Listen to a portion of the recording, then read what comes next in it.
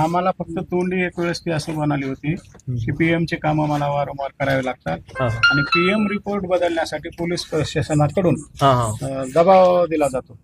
घरी तिने सांगितलं नाही. एवढी मुलीने संघर्ष केला. आजीबाईंना कल्पना आहे का सगळ्या गोष्टीची? अजून नाही एवढी कळत नाही वयामानाने वगैरे. म्हणजे किती गरीब घरातलं लेकरू आहे आपलं. मी बीड जिल्ह्यातील कवडगाव या ठिकाणी आहे. हे कवडगाव म्हणजे डॉक्टर संपदा मुंडे यांचं गाव आहे. मी त्यांच्या घरी आहे. त्यांची शेतीवाडी इथंच आहे. आणि डॉक्टर संपदा मुंडे यांनी काल सुसाईड केली. माझं तर म्हणणं आहे ते जीव देऊ शकत नाही. मी त्यांच्या कुटुंबाशी एवढी चर्चा केली, एवढं मी त्यांच्या कुटुंबाला सगळं तिच्याबद्दल विचारलं. त्या एका शेतकऱ्याचं लेकरू एवढ्या गरिबीतून वर जाऊन एवढं वर नाव स्वतः केलं, उच्च शिक्षित झाली, डॉक्टर पदापर्यंत गेली.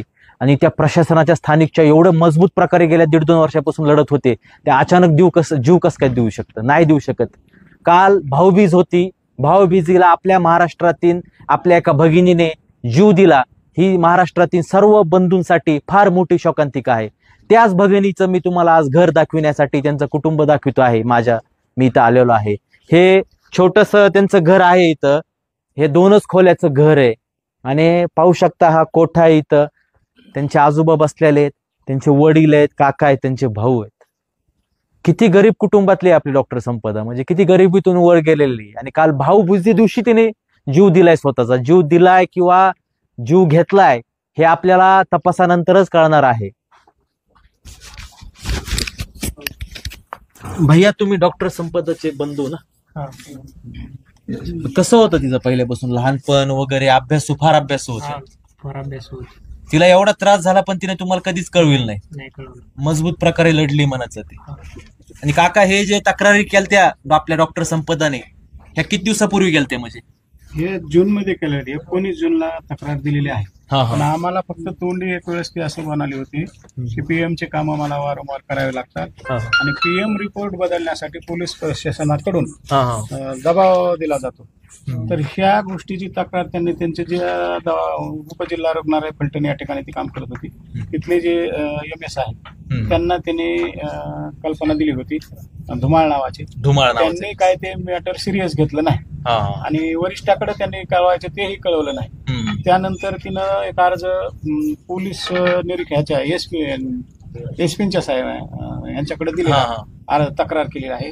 पोलीस प्रशासनाच्या विरोधात फलटण या ठिकाणचे जे ग्रामीण पोलीस स्टेशनचे लोक आहेत की जे PMचा रिपोर्ट बदलण्यासाठी दबाव आणत होते, त्यांच्याबाबत SP कडे तक्रार केली आहे. त्यांनी त्याची दखल नाही घेतली. त्याच्यावर वाट पाहून तिनं नंतर माहिती अधिकारामध्ये अर्ज RTI टाकला. त्या RTI अंतर्गत तिनं माहिती मागवली. त्याच्यातही नंतर तिला काही म्हणजे असं शाश्वत मिळालं नाही.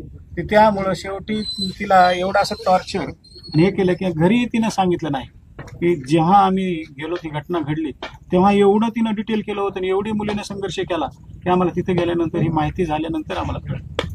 म्हणजे त्या किती मजबूत, एवढं सगळं होत असताना सुद्धा घरी एवढं कल्पना दिली नाही तिने आम्हाला. म्हणजे किती मजबूत होते ते. मजबूत होते. पण एवढं आहे काका नक्कीच तिला जर जीव द्यायचा असत तर तिने घरी एकदा कल्पना दिली असती ना, बोलली असती ना की असं मला एवढा त्रास व्हायला तेवढा त्रास होईल. काहीच तिनं सांगितलं नाही. या आरोग्य विभागाच्या आणि पोलीस प्रशासनाचा आपल्या लेकरांनी बळी घेतलाय. हलगर्जीपणाचा बळी घेतला. यामध्ये जे आहे ना, धुमाळ नावाचा जो आरोग्य अधिकारी आहे तो सगळ्यात मोठा समाजकंटक आहे. त्यांनी पण वारंवार त्या डॉक्टर संपदांच्या तक्रारीकडे दुर्लक्ष केलं. त्याच्यानंतर पोलीस अधिकारी महाडिक यांच्याकडे पण तक्रार, वरिष्ठ पोलीस अधिकारी महाडिक यांच्याकडे पण तक्रार केली. महाडिकनी पण संपदांच्या तक्रारीकडे दुर्लक्ष केलं. म्हणजे पाहू शकतात आपण की ह्या महाराष्ट्रातल्या एका प्रशासनातल्या विभागातल्या लोकांनी एका होतकरू लेकराचा, शेतकऱ्याच्या लेकराचा, गरीब कुटुंबातलं लेकरू ज्याने शून्यातून विश्व निर्माण करून उच्च शिक्षित झालं, त्याचा फक्त डॉक्टर संपदा PM रिपोर्ट बदलीत नव्हत्या, नियमबाह्य काम करीत नव्हत्या, चुकीचं काम करीत नव्हत्या, नियतीला धरून कार्य करीत होत्या. म्हणून ह्या पोलीस प्रशासनाने, आरोग्य विभागाने त्यांचा जाणून बुजून बळी घेतलेला आहे. आपल्याला फक्त महाराष्ट्रामधले आता आपली संपदा तर वापस येऊ शकत नाही भैया काका, आपली संपदा येणार नाही. आप्पा फक्त दुसरी संपदा महाराष्ट्रात होऊन द्यायची नाही म्हणून आपल्याला लढा द्यायचा आहे. आणि जे कोणी काय ते आरोपी आहेत त्यांचं पुन्हा धाडस वाढू नये. त्या आज एक संपदाची हत्या सापडली तर अशा महाराष्ट्रात कितीतरी अजून डॉक्टर संपदा होऊ शकतात. त्याच्यामुळे त्या सर्व आरोपी गजाड, ते कोणी लोकप्रतिनिधी असतील, त्यांचे पीए असतील, कोणी जे धुमाळ नावाचे अधिकारी असेल, ते महाडिक असेल, ते बदने असन, बनकर असन, या सगळ्यांना कडकडीत शासन झालं पाहिजे. आणि महाराष्ट्राच्या मुख्यमंत्र्यांना मी विनंती करतो, गृहमंत्र्यांना, आज मी यांच्या कुटुंबापाशी बसतो, त्यांच्या कुटुंबाची एकच मागणी आहे की ह्या प्रकरणामध्ये एसआयटी स्थापन झाली पाहिजे. बरोबर आहे ना? एसआयटी स्थापन झाली पाहिजे आणि न्याय भेटला पाहिजे आणि दुसरी महाराष्ट्रामध्ये संपदा ही झाली नाही पाहिजे. म्हणून तरी कमीत कमी एसआयटी नेमून शासन करा. ते आजीबाई कोण आहे? आई आहेत का? अच्छा अच्छा, आजी आहेत. तुम्ही वडील आहेत ना? घाबरू नका, आपण सगळे महाराष्ट्रातले सोबत आहेत, लढायचा आपल्याला. आजीबाईंना कल्पना आहे का सगळ्या गोष्टीची? अजून नाही एवढी कळत नाही वयामानाने वगैरे.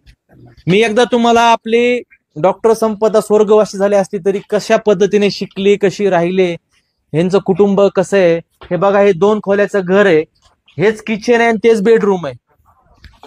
हे पहा, इकडं कोठा आहे हो. ह्या कोठ्यामध्ये पण तिथं बास ठेवलंय, तिथं लोक सर्व राहतात. आणि इथे हे किचन आहे.